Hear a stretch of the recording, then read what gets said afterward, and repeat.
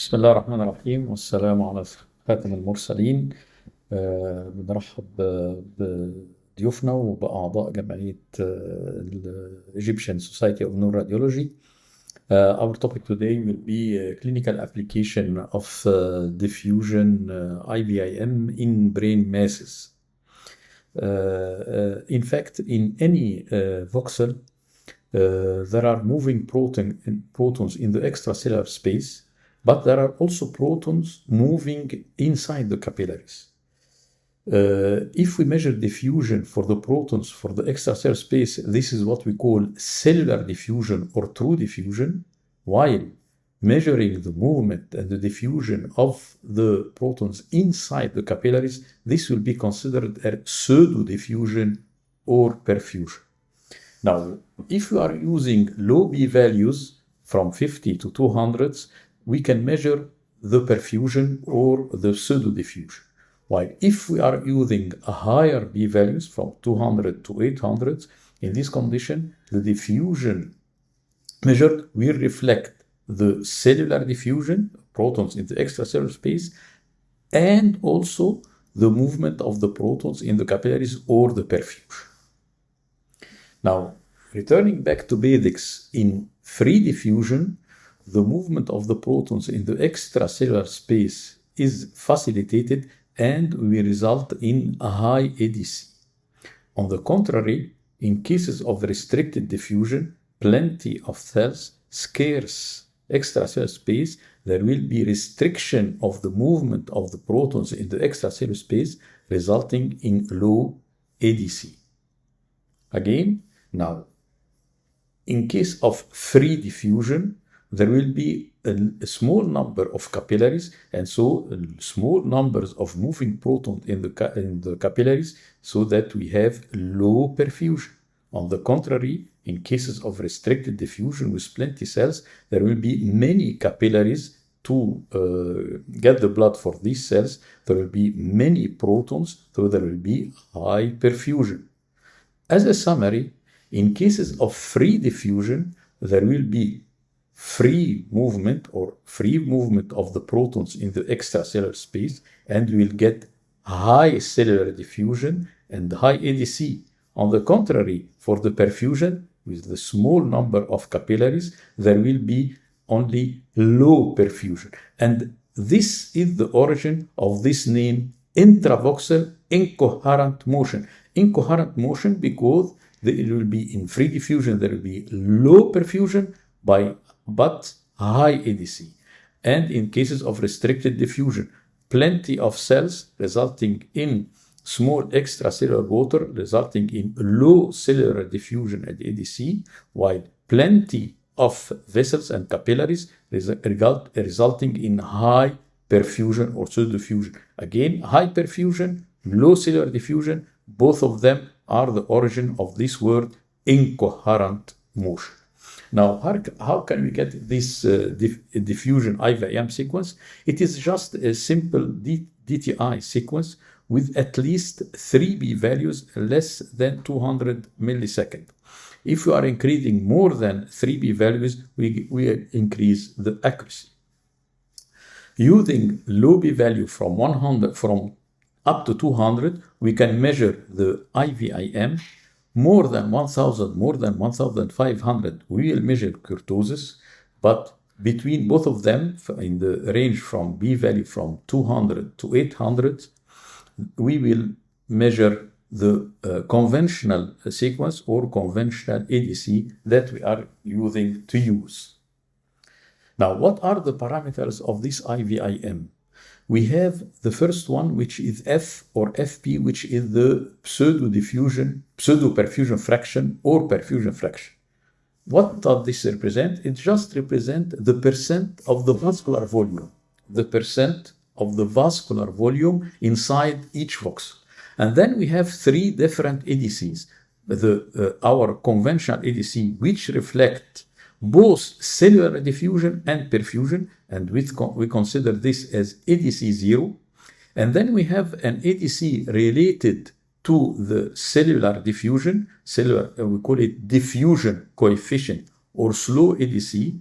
And then we have a diffusion coefficient related to the perfusion, and we call it pseudo diffusion coefficient, D star or DP, and it represents rate of microcapillary blood flow in each voxel or fast ADC. So we have the perfusion fraction, remember, and then 3 ADC, ADC 0 representing cellular diffusion and perfusion, slow ADC or D representing the cellular diffusion, and then pseudo-diffusion coefficient, D star, representing rate of microcapillary blood flow or fast ADC.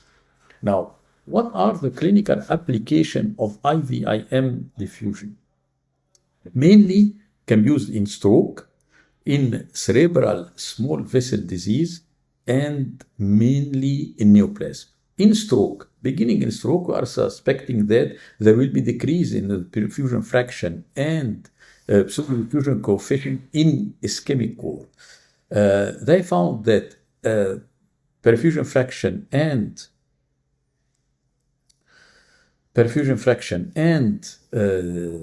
pseudo-diffusion coefficient can be related to cerebral blood flow.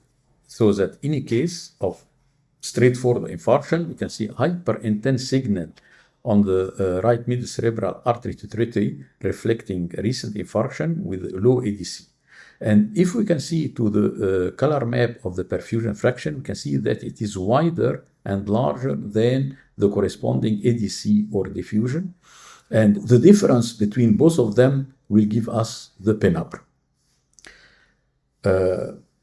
In cases of cerebral small vessel disease, in cerebral small vessel disease, they will result by lacunar infarct and dementia. Now, what is the response of the brain in cases of this cerebral small vessel disease? There will be vasodilatation resulting in increased cerebral blood flow. This increased cerebral blood flow will reflect increase in perfusion fraction even in normal appearing white matter. This is aiming to prevent this cognition loss effect or dementia. Now, if we can see an example, this is a case of normal brain, no ischemic manifestation of the flare, and you can see that the color map of the perfusion fraction is totally normal. And this is an aging brain. We can see that periventricular there are hyperintense bands and multiple scattered foci in the corona radiata reflecting ischemic, deep white matter ischemic manifestation. Now, looking to the color map of the perfusion fraction, what we can see that these areas of normal appearing white matter will show increased area of perfusion fraction. This denoting that there is underlying vasodilatation, underlying increased cerebral blood flow. This is to prevent the cognitive loss, so that these increased perfusion fraction area are reflecting these areas of suffering normal appearing white matter, so that perfusion fraction can act as a biomarker for early cases of cerebral small vessel disease resulting in suffering normal appearing white matter. Now, regarding to neoplasm, we have a few applications. The first one, differentiate recurrence from radiation necrosis, which is an aspect of daily activity. And we are suspecting that there will be increased perfusion fraction in recurrence more than in radiation necrosis. Let us see an example. This is a case of a tumor, and we can see in the color map increased value of perfusion fraction, while in radiation necrosis on the color map it is of lower value as in comparison to that of the tumor. In fact, we have worked on that. We had a publication and we have reached cutoff values for our publication, and we can see that there are cutoff values to differentiate recurrence from radionecrosis. These cutoff values about 86 in for perfusion fraction, about 65 in pseudo-diffusion coefficient, and more than these values, these are those for recurrence, not for radionecrosis. Let us see the example. Case 1, follow-up excised chemo and radiotherapy for left frontal oligodendroglioma, left frontal encaphalomyelitic area at the post-operative secular changes. And we can see that this is after 2 or 3 months, there were newly appearing right frontal enhancing lesion. After 6 months, this lesion has increased in size. With the T2 susceptibility with perfusion, it is hyperperfused. The relative cerebral blood volume is 1.9. Doing spectroscopy, you can see that there are higher values. All of this is in favor of recurrence. What about IVIM perfusion fracture map? We can see that the values are much higher than our cutoff values, reflecting recurrence. In fact, it was a recurrence proven by biopsy, and the IVIM matched with the result with the perfusion and the spectroscopy without contrast administration and without the long time lag of spectroscopy. Another case, right temporal glioblastoma managed surgically and by chemo and radiotherapy. You can see that post-operative, there is encaphalomyelitic area, secular changes in the right temporal lobe. 6 months later, there is an abnormal irregular enhancement, even mass effect, ankle herniation, compression of the right cerebral peduncle. So whether this is radiation necrosis or recurrence, with perfusion, T2 perfusion, there are areas definitely hyperperfused, and there is a marked drop of the time intensity curve. The relative cerebral blood volume is 2.2. All of these data are suggesting recurrence, and with a higher choline creatine and choline NAA ratios. What about IVIM? Measuring it, the ratios are much higher than our cutoff values. Again, this case proven to be by biopsy as recurrence, and the IVIM was matching with the results of the perfusion and the spectroscopy without injection and without the time lag of spectroscopy. Again, another case of left cingulate gyrus oligodendroglioma, which was managed surgically and radiotherapy. This is the baseline with some linear enhancement in the operative bed. After 6 months, it is nearly stationary. Hypoperfusion on the color map of the relative cerebral blood volume from susceptibility perfusion. On the time intensity curve, there is only mild drop of the signal. The relative cerebral blood volume is 0.9. All of this in favor of radionecrosis, low choline creatine ratio.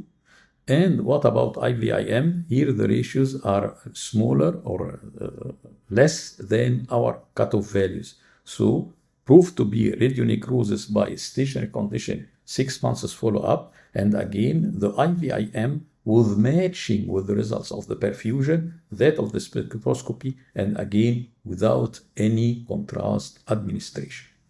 Another case, left high medial frontal glioblastoma, managed surgically by chemo and radiotherapy. You can see that there is, at the baseline, there is enhancing nodule at the operative bed. 6 months later, this enhancing nodule is stationary, and the stationary amount of edema surrounding it.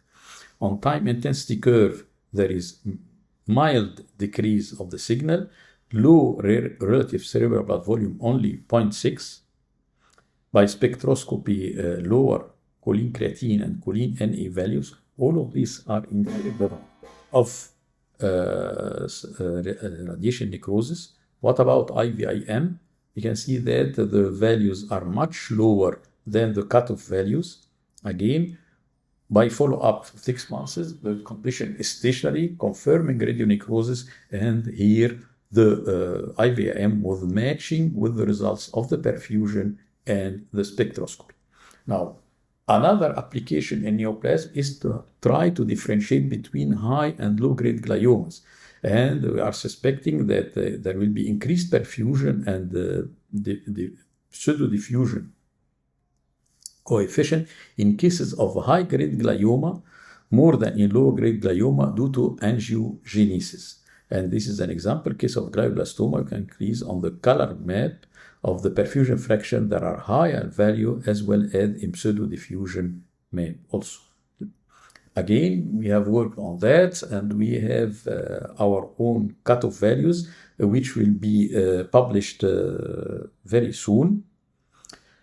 These are our cutoff values. We can see that for perfusion fraction is more than 58, in diffusion, pseudo-diffusion coefficient is more than 87. Let us apply these values. In case, first case, 38 years old male complaining of headache, there is a heterogeneous mass along the left high frontal lobe, cortical subcortical region. It is complex on flare, complex on T1, and we can see that between the flare and T2 there are a mismatch signal. Following contrast administration, there is no enhancement. In perfusion, it is mostly iso to hypoperfused, and there is a moderate drop of the signal matching with that of the contralateral cortex. On spectroscopy, the choline creatine and choline A are high, so that on this, with this data, we can suggest intermediate grade glioma. But what about IVIM? In this condition, IVIM, the values were lower than the cutoff values, suggesting to be a low grade. In fact, by biopsy, it was a low grade. It was an IDH mutant astrocytoma. And in this condition, the IVIM was more accurate than the spectroscopy, which was suggesting higher grade, and more accurate than the perfusion, which was suggesting an intermediate grade tumor. Another example, a male 19 years old complaining of headache and vomiting. We can see that there is a mass, a right ceramic mass, hyperintense on T2, on flare on T2, indenting the third ventricle, resulting in back pressures in both lateral ventricles. It is hypo on T1 with no obvious contrast enhancement. On spectroscopy, borderline ratios, and on susceptibility perfusion, T2 star, also relative cerebral volume is 1.5, it is borderline, and on the time intensity curve, it is iso-intense with the corresponding cortex, so that it is mostly of intermediate grade. While by IVIM, we can see that the values are lower than the cutoff values, suggesting low grade, which proven to be low grade by biopsy. And again, the IVIM was more accurate in cases of low grade, more than spectroscopy and susceptibility perfusion. Another case, male 52 years old, complaining of headache, vomiting, behavioral changes. We can see that there is a large heterogeneous mass along the left frontal lobe on flare on T2, hypointense on T1, exerting considerable mass effect, subfalcal herniation, and irregular enhancement following contrast administration. On susceptibility perfusion, we can see that there is definite areas of higher perfusion. Relative cerebral blood volume is 2.4, marked drop on the time intensity curve. On spectroscopy, higher values, all of these suggesting higher grade tumor, while on IVIM, we can see that the values are much higher than our cutoff values. All of that proved to be glioblastoma or higher grade on by biopsy, and here the IVIM was matching with the result of the perfusion spectroscopy, and again without any contrast administration, without the time lag of spectroscopy. Another case, this is the case with the mass along the left landing area, hyperintense on flare, hypointense on T1, linear enhancement following contrast administration. On perfusion, we can see it is hyperperfused, and there is marked drop in comparison to the contralateral side. On spectroscopy, there are higher value, choline creatine 2.4, choline A 11, what about the IVIM? In this condition, the values of the perfusion fraction and the pseudo-diffusion coefficient are much higher than our cutoff values, denoting that it was a higher grade tumor. Proved also by biopsy. In this condition, IVIM was matching with the perfusion and the spectroscopy, again without any contrast administration. Our last case, male, 55 years old, with the gradual left hemiparesis. We have a heterogeneous mass along the left paracentral lobule, showing irregular ring enhancement following contrast administration with grade 1 perifocal edema surrounding the mass. On susceptibility perfusion, we can see that there are areas of marked hyperperfusion and with marked drop on the time intensity curve. What about the IVIM? Again, the values are much higher than the cutoff values reached, again suggesting a higher grade, proven to be glioblastoma by biopsy, and IVIM was matching with the results of the perfusion. Other application, in the literature, they are mentioning that there may be increased perfusion fraction in glioblastoma more than primary CNS lymphoma. This is more, we know that this is more vascular, more capillaries, and more angiogenesis in glioblastoma than in primary CNS lymphoma. The last application, that if we are following the patient, any drop in the perfusion fraction and diffusion coefficient will reflect favorable response of the managed used treatment. This was the end of my presentation, and I thank you very much. Assalamu alaikum.